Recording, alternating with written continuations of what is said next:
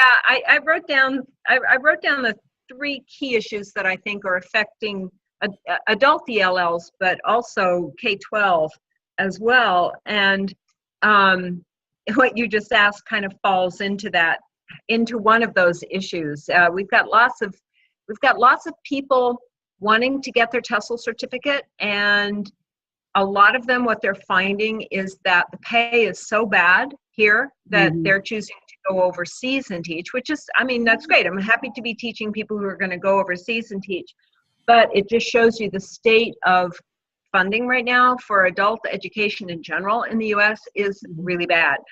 And when I was at the policy summit last June, Trump had issued his first budget. I didn't find one aide on the Hill who took that budget seriously, but had it passed, it would have cut $100 million out of adult education. And adult ed has been periodically getting the funding cut for the past 20, 30 years.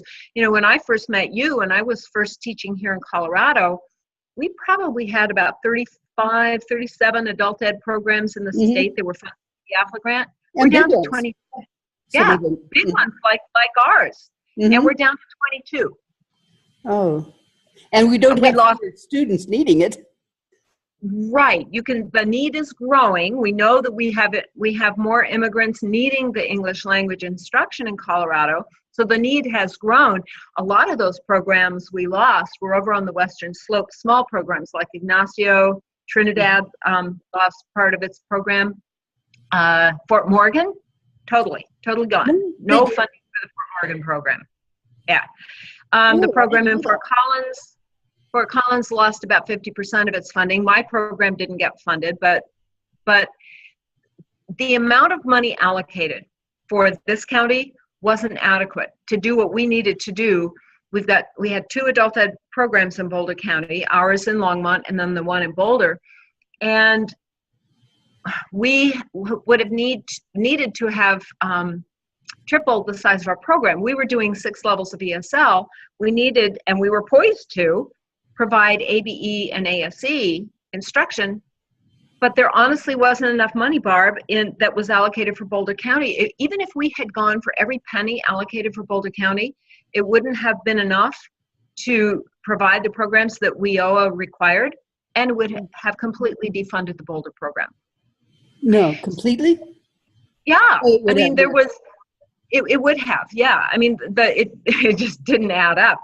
So we lost a lot of programs in the state, quite a few on the Western Slope. Fort Morgan was a big one. There's a huge, the immigrant population way out there. That's where a lot of the refugees have gone. That's where a lot of the Somalis ended up going when Denver became too expensive for refugees to live. They went out to Fort Morgan and they were working in the Cargill factory, and they were working in Greeley at the Swift meat cutting factory. And they had the best workplace program there, didn't they? Oh, they had an excellent workplace program. And I think there was the one that Shirley Penn was running at Cargill.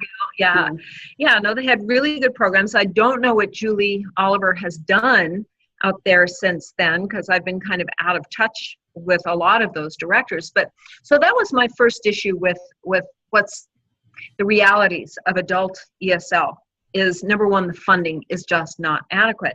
So let's go back to your earlier question about we've got lots of teachers. Yes, we do.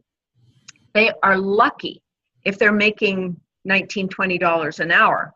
And they're lucky if they're getting 10 hours of work a week. Oh, and no benefits. No benefits. Oh, absolutely no benefits. So what I see in ESL teachers is exactly what we see in our ESL classrooms. People working, cobbling together a salary, working 2 and 3 jobs, working at 2 or 3 different programs. And you can imagine the mileage they're putting on their cars, the stress, going back and forth between programs. And then, so we have that. We have the problem with the pay. We have problems. We need standards, and Colorado was one of the first states that put together the standards of quality for adult ed. That was back when Jane Miller and Elizabeth Shoup, when Margaret Kirkpatrick was at the adult ed's office at CDE. So we have those wonderful standards of quality. We have that certification or the authorization, the adult literacy authorization. But here's the reality behind that. To have good quality standards, professional standards for the profession here. We've got 4 classes that might cost the teacher anywhere from either $2,800 for all 4 classes to $6,000. And then they're going to get more money to pay they're for not it getting any money. if they get a job.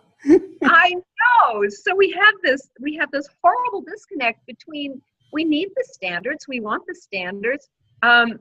All of the quality teachers I know in this profession, we're happy to have those standards. And we're happy to have the standards that WIOA has set for ESL for adults. But I'm just not seeing people finding jobs. And so the TESOL students and some of the people in my classes are also going for that ABEA authorization from the Department of Ed. They're looking around at the realities and they're going, the work's just not there. I'm not getting enough hours. The pay is really low. So we have a disconnect there. The other issue that I think is really important is the need for advocacy. We've got now, so we had the tax bill passed. Now they're going to be looking at keeping the government from shutting down. And the Democrats are really hoping that we can get an extension to DACA in there. I don't know that that's going to happen. We've already lost DAPA, the Deferred Action for Parental Arrivals. We could lose DACA in March for the kids that were brought here when they were really young, which means we could be deporting however many millions of people that is. These young people who have grown up here all of their lives, this is the culture they recognize as their culture. So the need for advocacy is really big, and it's big in K-12 too. There's some issues in ESSA.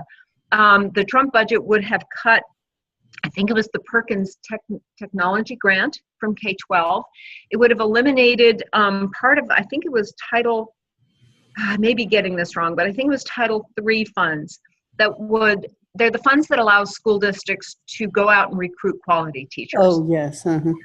Right. So that would have been totally gone. So what I'm seeing here is a huge, I would say it's a philosophical and moral disconnect between those of us in the profession who teach with passion because we have a passion for our students. We love teaching English to people who want to learn English, right? Teaching adults is just the most rewarding job there is. Mm-hmm. And then this kind of lack of government for and by the people we see in Washington. I see a lot of evidence of that in the way that adult ed is funded.